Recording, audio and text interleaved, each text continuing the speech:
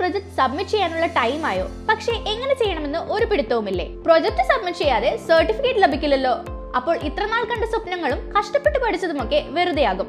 ഇതൊക്കെയാണോ ഇപ്പോൾ നിങ്ങളെ അലട്ടുന്ന പ്രശ്നങ്ങൾ? എങ്കിൽ ഇനി അതൊന്നും ഒരു പ്രശ്നമേ ആകില്ല.